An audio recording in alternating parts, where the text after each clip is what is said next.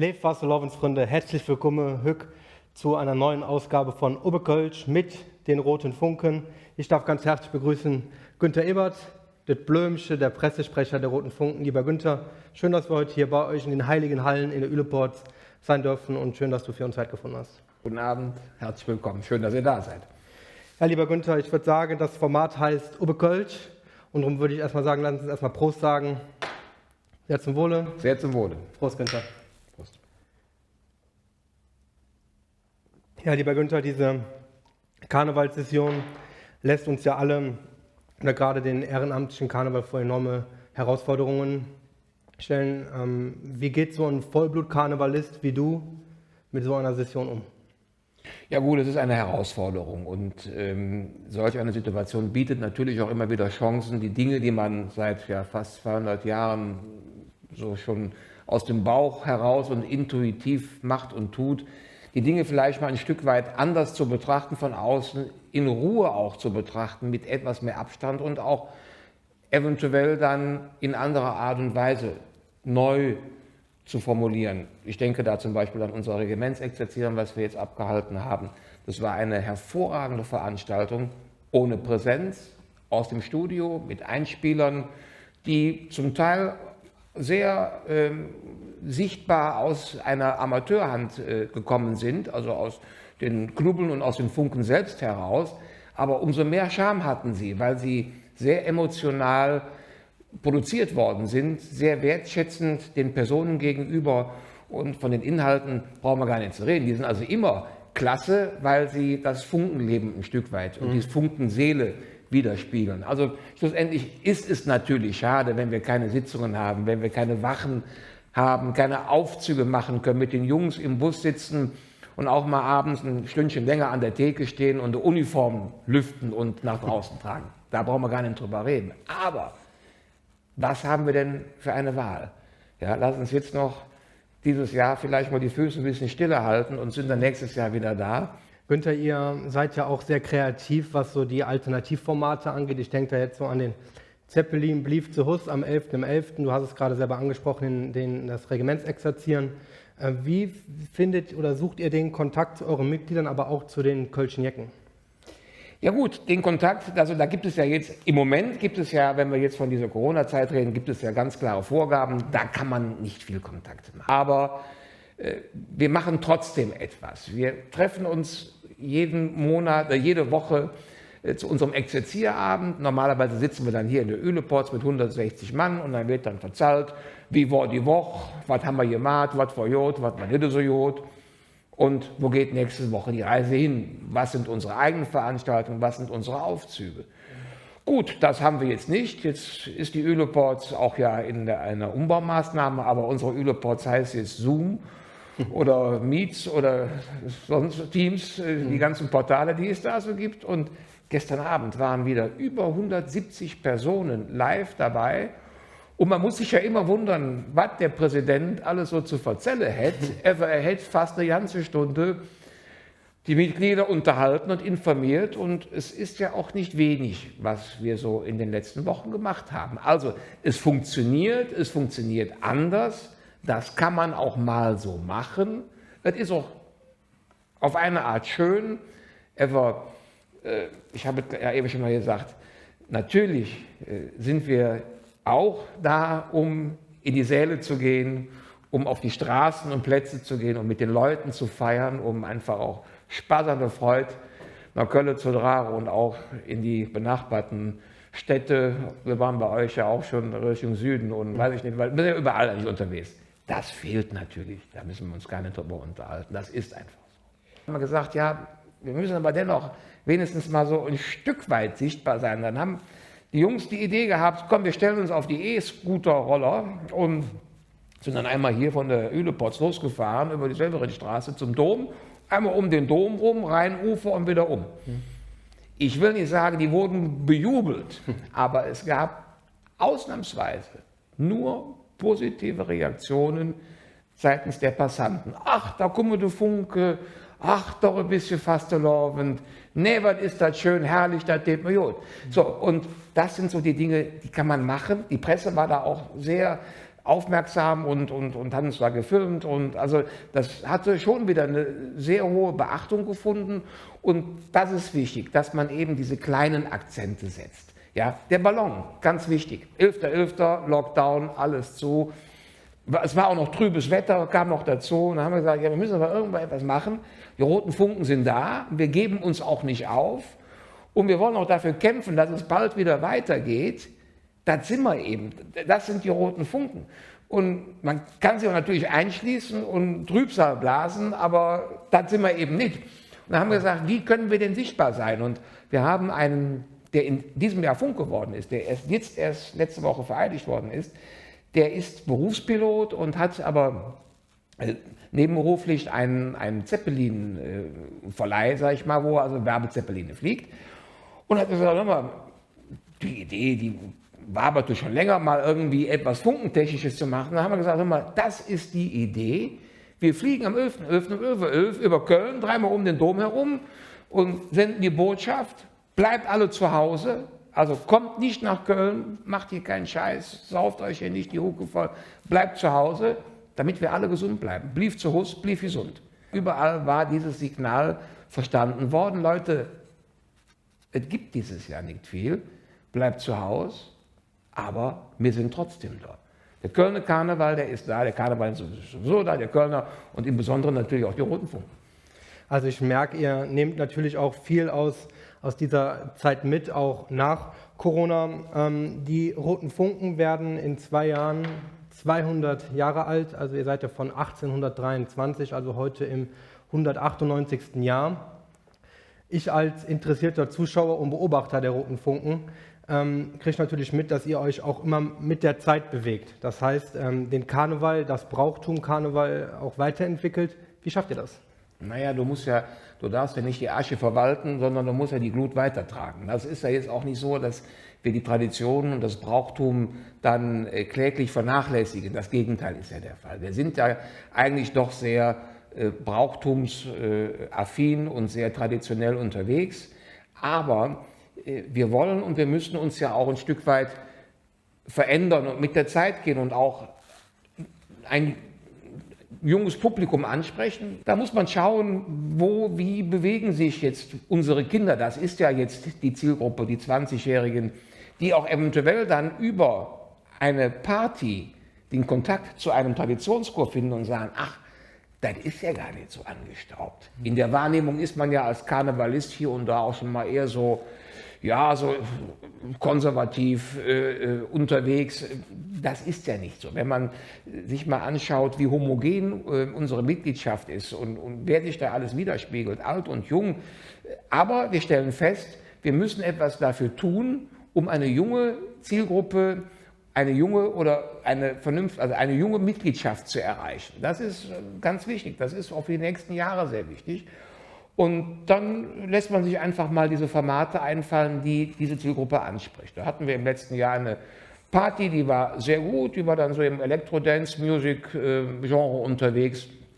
Da hatten wir Künstler gehabt, die über die Landesgrenzen hinaus bekannt waren. Wir sind auch dabei, aus eigenen Reihen eine Band, oder vielmehr, es ist keine Band, also ein DJ-Trio aufzustellen.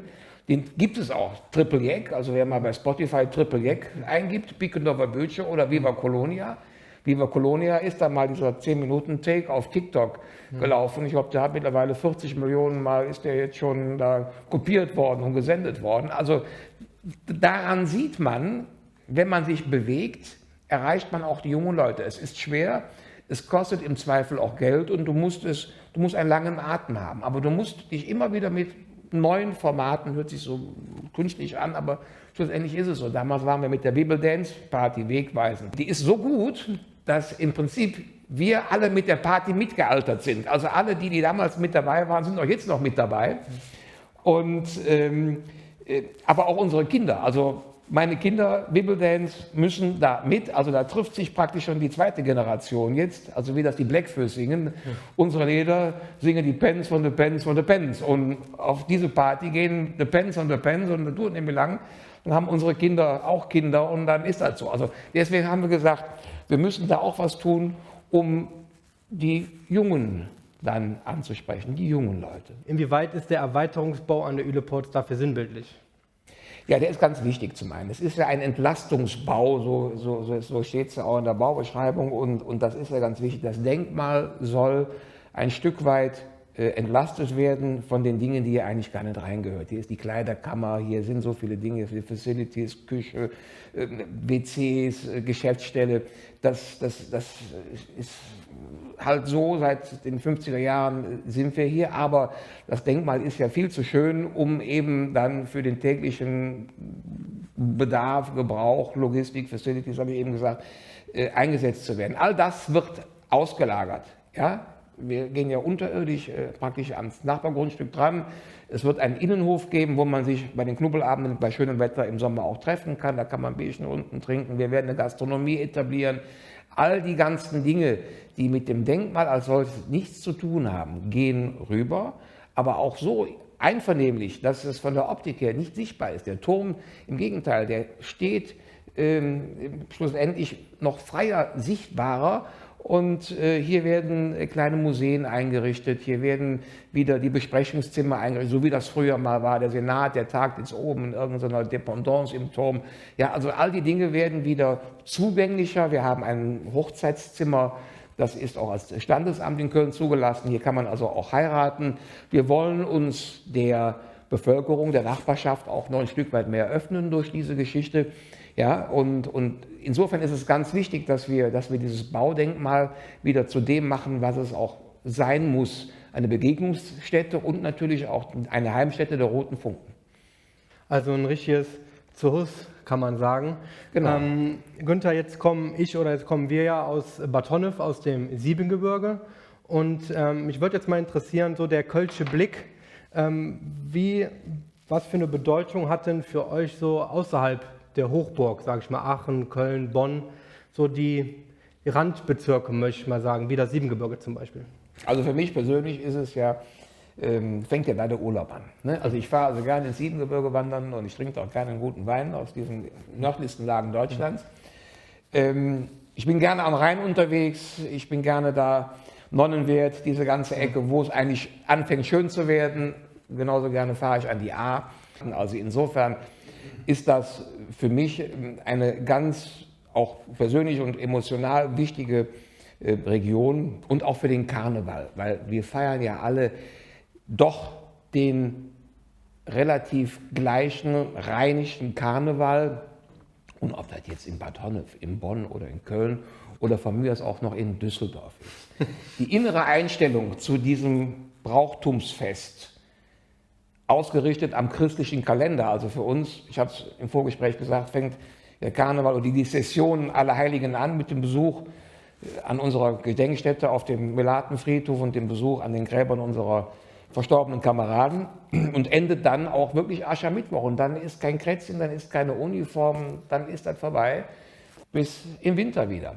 Aber schlussendlich eint uns doch eigentlich das eine Ziel, dass wir ja friedlich zusammen feiern, über die Konfessionen hinaus, natürlich auch über Nationalitäten hinaus und auch über die Religionen hinaus, wenn es also das so ist, so muss man es ja sehen.